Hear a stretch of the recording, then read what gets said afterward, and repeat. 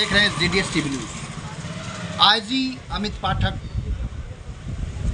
गोंडा का हुआ आदेशों का संज्ञान। यहाँ पर इस वक्त जो है पचरवा थाने में मैं खड़ा हूँ। यहाँ पर बलदेव नगर बसंतपुर में कल 3/5/2025 की घटना थी कि इनकी औरत जो पीछे हमारे खड़े हैं, कैमरेमैन के पीछे जो खड़े हैं, कैमरे के पीछे जो खड़े हैं, इनकी औरत में इनमें झगड़ा होता है। औरत इस तरीके से है कि समझ लीजिए कि वो औरत नहीं है जबकि वो डायन है। लगातार मर्द और औरत में झगड़ा होता है। दिन भर इनकी औरत जो है गायब रहती है, किसी दूसरे के साथ इनका अवैध संबंध चल रहा है। अवैध संबंध चलने के बाद जो है ये सीधा लगातार पचरवा थाने में एप्लीकेशन दिए कि हमारी बीवी दिन भर गायब रहती है और रात में 9-10 बजे आती है। तो इनके सास को और ससुर को इनको बराबर मारती पीटती है।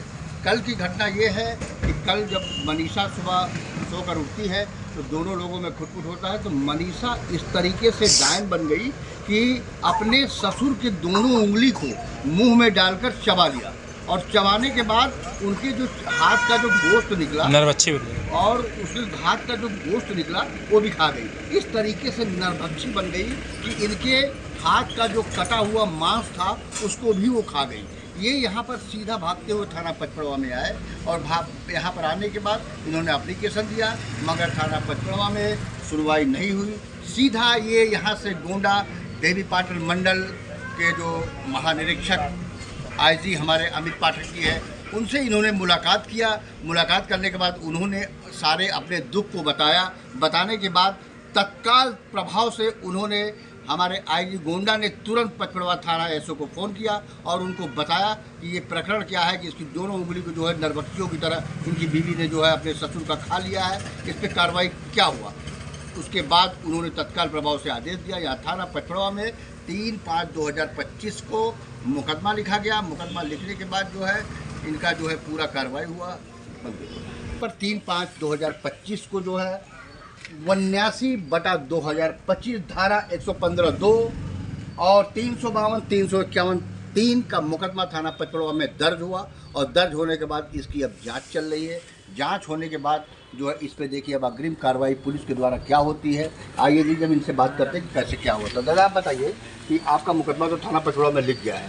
आईजी साहब क्या कल आप गए थे, आईजी साहब ने तत्काल प्रभाव से आदेश किया। आदेश करने के बाद थाना पचरवा में मुकदमा लिखा गया। कैसे क्या हुआ था, उंगली कैसे कट गया था? वो साहब जौन है ये हमारी वो पत्नी वो दुकान में हाँ और लड़का यार मोबाइल भी के ले जाओ भेजो हम नहा रहे थे तो दौड़ के आके मोबाइल वो छोड़ने के लिए ये नहीं रखा थे तो इनको झबलियाया और करा मारा। फिर आपकी उंगली कैसे काटी इसके बारे में? उसके बाद इनको तो उन्हें छुड़ावत हैं ऐसे बस ऐसे पकड़ लिए दोनों। हाँ दोनों मुंह मतलब उंगली जब काटी तो उसका मांस क्या हुआ?